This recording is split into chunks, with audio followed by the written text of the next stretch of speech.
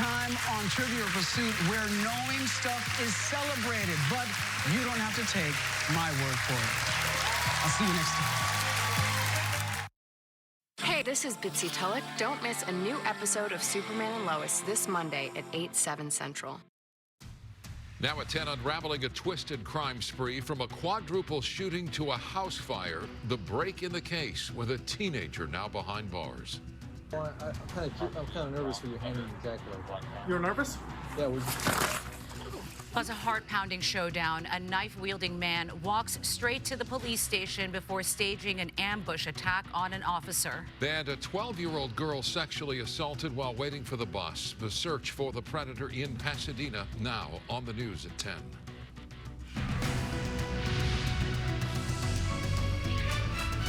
Good evening, I'm Micah Ullman. And I'm Cher Calvin. An arrest has been made in a mass shooting that happened early Saturday morning in the Antelope Valley. Deputies arrived to find 4 young people shot inside a home going up in flames. KTLA's Rick Chambers live outside the courthouse in Chatsworth with the latest. Rick.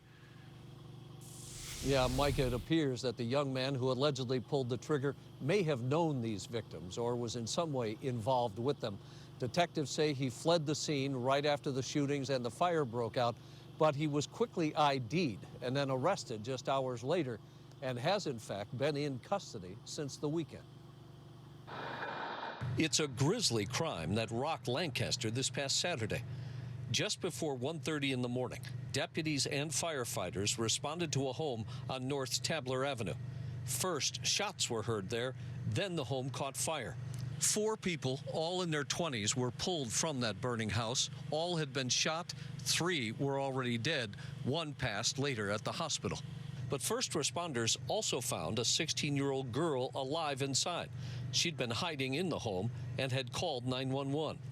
Now, at the time, despite the multiple murders, sheriff's homicide detectives believed that the surrounding community was in no danger. I will say that I don't think there's a concern for the safety of the public at this time.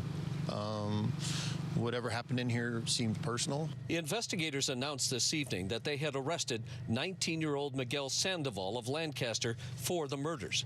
He had either attended a party there Friday night at the home or came unannounced later and allegedly opened fire. Deputies, though, have not released a motive for the shootings. And it's still not clear at this point how the fire broke out or if Mr. Sandoval is suspected of starting it. He has, though, been charged with the 4 murders. In Chatsworth, I'm Rick Chambers. Guys, I'll throw it back to you in the studio. Rick, thank you. Now to breaking news in the city of Orange, where police are searching for a shooter. They say opened fire at officers. This is happening in the area of Highland Street and Del Mar Avenue. Officers have set up a perimeter and are searching for the gunman. No officers have been hurt. A motorcyclist has died after a crash on the southbound 710 freeway near Bell Gardens left the rider trapped under an SUV. It happened around 5:20 this evening near the Clara Street Bridge. The crash caused a backup all the way to the 10 freeway, making it difficult for rescuers to reach the scene. When they arrived, bystanders were already trying to free the motorcyclist from under the vehicle. The motorcyclist was rushed to the hospital but did not survive. The cause of the crash is under investigation. Now to Bel Air, where paramedics rushed an LAPD motorcycle officer to the hospital after he was injured in a crash on the northbound 405.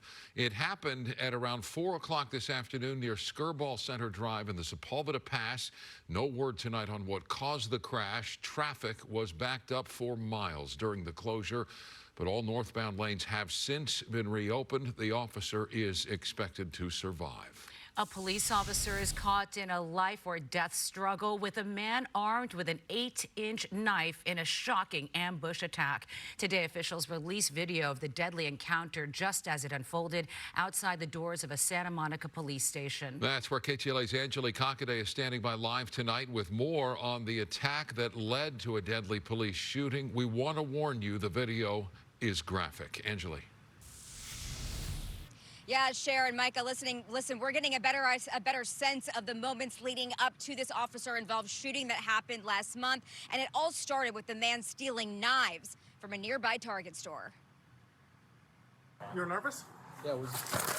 An unnerving interaction between a Santa Monica police officer and 28-year-old Dea Abdelhadi Halaibe minutes before he attacked the officer in broad daylight. Whoa. Police releasing dramatic body cam footage today as part of the ongoing investigation into the attack last month that left the 28-year-old dead and the officer with multiple stab wounds to his neck and shoulders. Hey, I'm hurt. I'm stabbed. According to this surveillance video, also released today, the incident started at a nearby Target when the assailant asked an employee for kitchen knives. Once he had the knife set, he attacks the employee before running out of the store. 10 minutes later, he shows up to the front door of Santa Monica PD. An officer had come to the door to help two other people who were there about something unrelated. Okay, let me talk to them first, and then we can talk.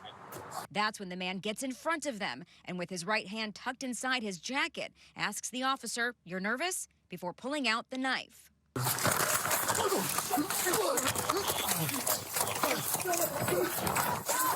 There's a few seconds of back and forth before the officer shoots the man, who died on scene. Get on the ground! Get on the ground! Shots fired! Front of HQ! Now, police said that the man had come from New York and had only been in Santa Monica for a week. His motive at this point remains unclear, and the investigation is still ongoing. For now, reporting live here in Santa Monica, Angelique Hockaday. I'll send it back to you over in Hollywood. Angelique, thank you. The search is on tonight in Pasadena for a sexual assault suspect who groped a young girl at a bus stop. It happened early yesterday morning as the 12-year-old was on her way to school. She told police a man sat next to her on the bench and sexually assaulted her. It happened near the Metro Lake Avenue station. Police say the suspect, who sped off on his bike, is believed to be in his 30s or 40s. The victim reported the incident immediately when she arrived at school. An unruly group vandalizes a smoke shop in Victorville. Even more shocking, at least 2 young children were involved. Officials say the group entered the shop around 7 p.m. Monday night. The owner says a woman asked an employee if she could have a store item for free. When he said no, he says she called in a group of her friends who backed the employee behind the counter. Things almost ended there, but you can see some of the group pushing items off the countertop. The employee chased the group away, and the scuffle continued outside. Deputies are still investigating. Family and friends of a Maui woman who went missing in Los Angeles nearly 2 weeks ago gathered outside Crypto.com Arena today to spread the news of her disappearance. Hannah Kobayashi vanished on November 8th after stopping in L.A. on a cross-country trip. KTLA's Carlos Salcedo joins us from downtown L.A., where he spoke with the missing woman's distraught family. Please, please, please do not stop saying her name. A family with a desperate plea to be safely reunited with their loved one. Just a beautiful girl, inside, outside, just reach out if you can at all, And I can't even explain how much effort everybody, everybody. It's just incredible. Friends and family spent Thursday afternoon passing out flyers, canvassing the area where Hannah Kobayashi was last seen. A resident of Maui, Hannah's family became alarmed when the 30-year-old missed her connecting flight to JFK on November 8th. A surveillance photo shows that she landed at LAX for a layover, but never made it to see her aunt. Hannah's family has been tirelessly working to retrace her steps. On Sunday, November 10th, she was seen at a LeBron James event at the Grove. The next day, her phone was pinged at LAX. She was last spotted near